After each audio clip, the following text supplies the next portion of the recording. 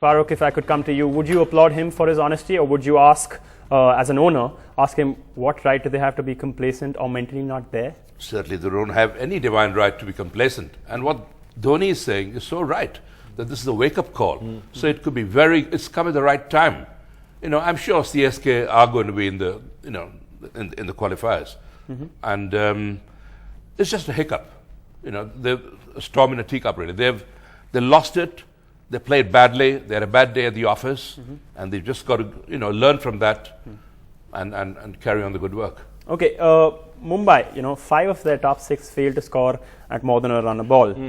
You already said that you're not sure about any team winning this IPL and being, putting your money behind them. Even Chennai, who were the best, for you.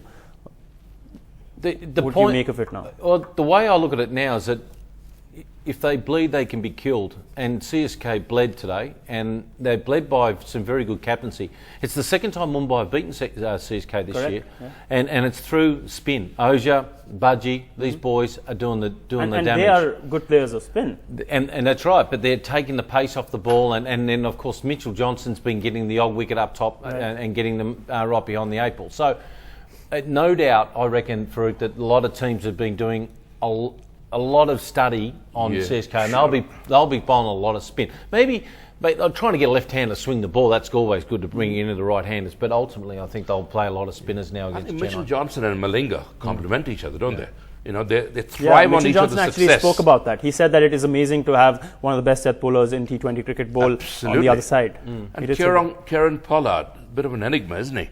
3 catches and 3 balls. What was that? I've never seen that before. No. Is it a world record or something? It's got to be Teflon, as we call it. Nothing sticks. The same position, the same fielder, the same batsman, the same bowler. But I will say this though, we picked it up in the last match, didn't we, boys, that he did dive at mid-on trying to catch a ball. He got injured, but that doesn't mean he's going to drop 3 catches in a row and then come back and take a spectacular catch. Well, was it spectacular? It wasn't humming to him, where the third one... He got more time for it. Was the most embarrassing one, is that the ball went through his hands and hit him in the mush.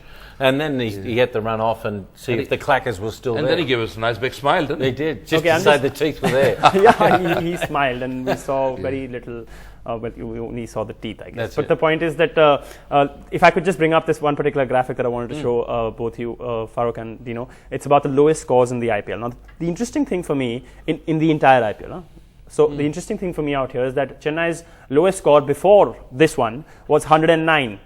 And at the moment, look at that. Rajasthan versus RCB, that was, of course, earlier.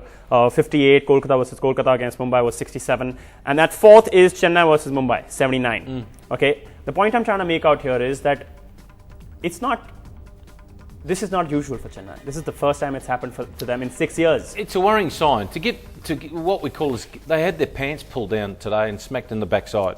That was an awful whack today. That would hurt them a lot more, I think, Farokh. It wasn't just we chased 140 and we only made 110. They should be able to come back. Oh, they will. Of course. They will. Of course. Just a hiccup. They had a bad day, the officer said. Yeah. And Dhoni said complacency. That's the word. He realized they were complacent.